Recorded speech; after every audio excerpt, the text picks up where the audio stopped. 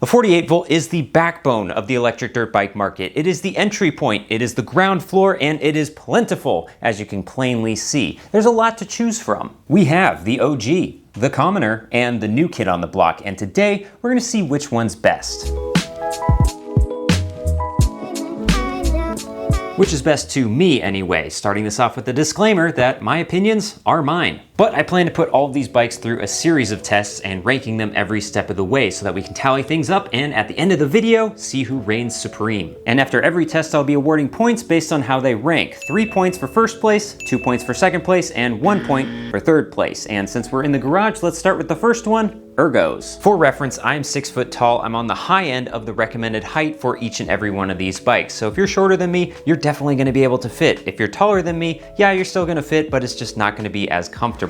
And while we do so, allow me to introduce to you the contestants, starting with this first one, the OG, the Tudio Soleil 01. Now, when I say this is the OG, it's not the original. There were other bikes before it, most prominently the ebike 2.0 and the Mototech 48 volt 1600 watt, but this bike has withstood the test of time, and I think it's because of a couple of these ergonomic reasons. As you can see, the frame is super chunky and will withstand pretty much anything you throw at it, and when I sit on it, especially for someone being as tall as myself, it is so comfortable. The seat is the best out of all of these. I'm just gonna say that right up front. Really, really nice to sit on. Not only that, but it's got the high bars, so when I sit and hold the bars here, it's a nice, comfortable position, very upright, very helpful for wheelies too. And when I put my foot up on the pegs, yes, this part is a little cramped. This is where it's gonna be the most difficult, especially for someone my height. It does feel a little squatted, and the foot pegs could be a little bit lower, even though they're as low as they possibly can be. Suspension on this is also pretty plush. I don't really have to put that much pressure on the rear shock in order for it to compress and dampen and rebound again. Front is actually a little bit stiffer. You're gonna see that this is not necessarily the case with all of these bikes, but I do appreciate that it has that. Usually the front is just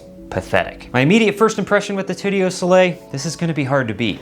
And let's see how that second contestant compares, the quote-unquote commoner. This specific model is the CE Moto D03, but it comes with many different names. You could also consider this the Yasma IN10, the Valtinzu EM5, the Ionic Moto Alpha Mini, or the Throne Strike Shadow 48 volt. They're all the exact same. In my opinion, this model emulates the gas-powered dirt bike, the original pit bike, a lot more so than the others, so I'm expecting this to be a little less comfortable. And sitting down on it, yep, it's got the exact same characteristics as a dirt bike, meaning that it has a 2x4 for a seat. So putting my hands on the bars, it does definitely sit a lot lower than the Tudio Soleil, but it's not the most uncomfortable thing in the world. Although I will note that I think that these bars are probably the shortest of all the other ones. It just feels like I'm a little bit closer together, so it means that maybe handling probably wouldn't be as good. I would probably prefer a slightly wider bar. And then putting my foot on the peg, you can see again that the leg room is definitely an issue, especially with a 34-inch inseam. This one, I feel like it sits even closer between the foot peg and the top of the seat, so I'm definitely gonna feel this on an extended ride. It's a lot more springy than the Tudio. It's not as damped. And the front is pretty much the same. It's a lot less damped, meaning that it doesn't take as much effort to push it down and not as much effort for it to spring back up again. So you would imagine that this one would have a slightly springier ride. And last but certainly not least, the new kid on the block, contestant number 3, also known as the Anyland Rev Pro. This is the all-new 48 volt that isn't a carbon copy of the Valtinzu EM5. They style this thing differently and they advertise it as a mini Starkvarg, and I can kind of see the similarities. It's got much more of a modern, fresh take on these bikes rather than emulating the stylings of the gas-powered dirt bikes that we've had for decades. Another similar model to this that kind of has that same styling would be the Haybike Villain. But as I take a seat, there is one thing that is taking from the traditional dirt bikes, the comfort in the seat. This is also a 2x4. Even though it looks a lot better than the CE Moto, this one still is as comfortable. Putting my hands up on the handlebars, this one sits, I think, a little bit taller than the CE Moto. This one's kind of an in-between, and I think it could do with a little bit more height, but I do like it. I also like the length. It feels a little bit longer than the CE Motos, maybe an inch or so, and I feel like that makes a difference. And then in putting my foot on the peg, I can feel like this one is a little bit better. This one does sit a little taller, I think, at least the distance between foot peg and seat. Another thing that really helps the leg room on this bike is just the width of the bike itself. If you look from the top down, you can see that this one is clearly the thinnest of all of these things, which means that I don't have to spread my legs out as much as I would on the widest of them, the CE Moto DO3, with those fake shrouds emulating a gas tank. But now suspension test, and for the rear, as you can see, it is the springiest of them all. This is like diving board level of spring. Zero damping whatsoever. I can like springboard off of this thing and launch myself off if I wanted to. The front though is a different story. So if we push down on this one, it has a lot more pressure. So this is probably more in line with the Tudio Soleil, a lot stiffer than the CE Moto. And this one actually feels really smooth. Now time to rank these things, and this was a no-brainer. Last place goes to the CE Moto DO3. It's last for a lot of reasons. It has the stiffest seat, the shortest handlebars, the widest stance, and tack on the fact that the front and the rear suspension are both kind of iffy. You can definitely do better. Speaking of doing better, second place goes to Anyland Rev Pro. This one also has a really stiff seat, but it makes up for it in the fact that it sits taller, so there's more leg room. It's got a wider set of handlebars, and it's the narrowest, so I'm not sitting as spread eagle as I would be on third place. And while the suspension up front is really good, it doesn't make up for the fact that the suspension in the rear is probably the worst. Then, for the clearest winner of them all, first place goes to the Tudio Soleil 01. This easily took it just because of the seat alone. Even though it is wider, it is the cushiest and most comfortable seat out there. The distance between the seat and the foot peg isn't terrible. The handlebar placement is the best, with the high-rise handlebars and being as wide as the Anyland Rev Pros, and it has the best suspension both front and rear, taking that into account, so I'm not going to be thrown off of this bike anytime soon like I would be with the CE Moto DO3. Next up are the features. Now all these bikes have 3 speed modes, but that's pretty much where the similarities end. They all have displays too, I guess, but each of them are different, and if I were to rank the displays, I guess why not, it would be CE Moto first, Anyland second, and the Tudio last. The Tudio is obvious because it's the smallest, has the fewest buttons, it's not in color, and it's not very easy to navigate. The Anyland is second, and it's much closer to the CE Moto than it is to the Tudio because it looks great and the button placement is honestly the best, but the functions are clunky and the toggle menu doesn't give enough information. The CE Moto has everything the Anyland has and more, and if anything, too much information. Info that I don't really care about, like how long the bike has been running, but it's bigger and actually shows voltage of the battery pack, so an easy win there. But back to the other features. The Anyland comes in strong with a multifunction headlight and probably the coolest feature, which is wheelie mode. Yes, this will make you look like you kind of know what you're doing. But then it does fall short on the throttle. The half twist is bad enough, but with the weird thumb throttle option, it's a horrible afterthought. We can kind of skip the Tudio here because really that's all it has is the display. I mean, I guess it has the magnetic kill switch, which is a good safety feature, but I can take it or leave it, and this throttle sucks. I hate the key being where it is, but at least it's not half twist throttle. Finally, the CE Moto, where I have to offer a clarification because while this comes with a headlight and a horn from the factory, I took them out and put them in my other bike with the same frame, the Alpha Pro. But yes, this does come with a headlight and a horn, very nice features, but with that said, the headlight absolutely sucks and is unusable. Might as well be a pen light duct taped to the front. This also has the best throttle by far, Sur-On style throttle that is snappy, smooth, and full of buttery goodness. This is actually a tough one because it's really close between the Anyland and the CE Moto, but I have to give it to the Anyland because wheelie mode, and it has a better headlight. Yes, the throttle is dead last, but it's easy to upgrade a throttle, not so much to add wheelie mode. But finally, it's time to actually swing a leg over each and every one of these bikes and see how they perform. We're going to start this off with a top speed run because all of these have full batteries, and I think this is going to play into another test that I want to do a little bit later that I don't think anyone's done before. I'll also have my lie detector, obviously, so we know exactly what speed everyone's going rather than what it tells us. So let's start with the Anyland Rev Pro. All right, here we go. Doing this in mode 3, obviously, and we have a slight downhill, so I'm going to get as fast as possible. 33, 34, 35. Let's see if we can get anything else. I saw 36. 36 so far, up to the light. The light will be our end point. No, I think that's it. 36 for the Rev Pro. All right, here we go for the Tudio. This one doesn't feel as fast, and it shows it. 29, 30, 32. Come on, 34, 34 miles an hour top speed. Now we're starting to level off and go a little high uphill, so I think 34 is all this is gonna get, and it's stuck at 32 coming up to the light, so yep, 34. And last but not least, CE Moto. We're already pinned, already going 30 miles an hour, and right away I feel like I hit a limit. Downhill a little bit, 33, still 33, not 33. Come on, anything? Anything! Well, we're coming up to the end here, and 33 is going to be it for the CE Moto. But now how fast do they all get up to that speed? Here I'm lining them up on the same stretch, and when they take off, the CE Moto launches and takes an easy win. What was surprising to me was how poorly the Anyland did. This one feels the snappiest, but despite that, it's not the quickest. Now let's add to the last test by adding braking into the mix with what I call the 0 to 30 to 0 run. I'm going to take all of these bikes and accelerate up to 30 miles an hour according to the GPS, and the second I see 30, I'm hitting those brakes. Shortest distance wins. All right, here we go. We got our straight, and this is a little downhill, so hopefully this will get a little quicker up to 30 miles an hour, but we're gonna start at this line, go until I hit 30, and then slam the brakes and see how short of a distance it is from here to wherever it is over there. Nice smooth start, as is natural with the Tudio. 24, 26, 27, 29, 30.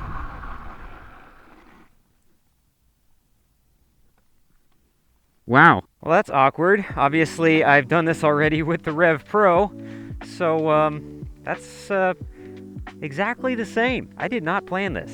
Nevertheless, there we go.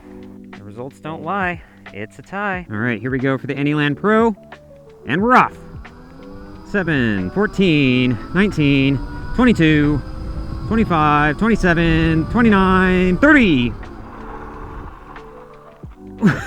Slam those brakes. And here we go. Rev Pro has been marked. All right, now we get a chance to see whether or not this is going to break the tie and be first place, or not and just be worst of all. Let's find out. Right off the bat, 21, 24, 26, 28, 30. Oh! And by a long shot, I can see the marks right over there. Even with the skid, this actually did pretty good. Allow us to mark the occasion. A clear winner. Now let's take everything that we've learned so far and put it together in a parking lot course. Here we're gonna experience top speed, handling, braking, everything. Fastest time wins. So let's demonstrate the course as well as get a time for the CE Moto. We're starting on this start-finish line, as you can see here, between the two cones. And away we go. Start the clock in 3, 2, 1, go. Fast straight down here, careful of the sand, it's a little slippy. Top speed all the way to the end of the parking lot.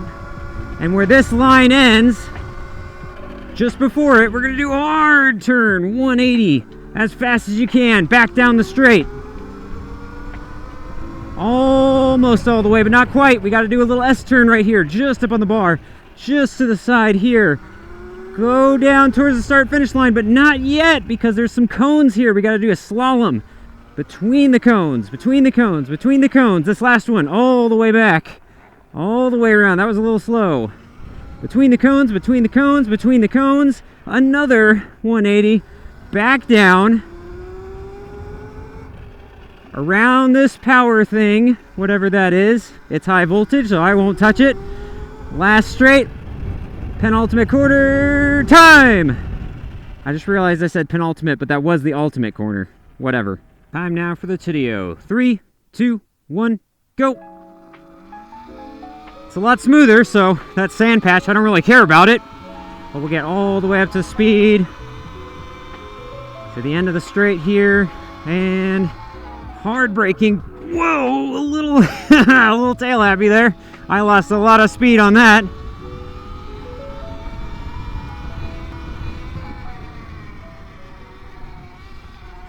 And around here, coming into the slalom. Gotta be careful on these brakes. And around.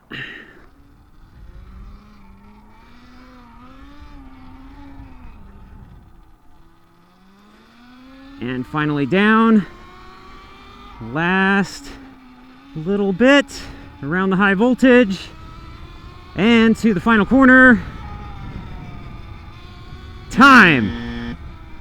And I was just thinking that the brakes on this are probably the best, but I messed up at the end of that thing. That might have done it. All right, and last but not least, it's the Anyland Rev Pro. And to give myself some added motivation and hopefully help with the speed a little bit, I got some wee-woos going, so that way all the objects can make sure to get out of my way. But here we go. 3, 2, 1, go! Much faster acceleration. A lot tighter of a turn, so I missed the sand pit down the straight. Let's see how it takes the hairpin. Oh, hard on the brakes, and go, go, go, go, go, go. Come on. It's got snappy acceleration, but it's not very smooth. Let's hope that the agility of this bike helps it out as we go through the chicane and into the slalom. Let's see what happens here. Good start. Turn around, come on as quick as you can. Oh, that twitchy throttle coming back in to bite me. One more time around the bend. Give it all. Throttle, throttle, throttle. All the way through. All the way around high voltage. Back on the throttle. One last push. Time! Oh, that one felt pretty good, but I can definitely see why this is a wheelie bike as opposed to the other ones, because the throttle is very abrupt. Reminds me of my CRF.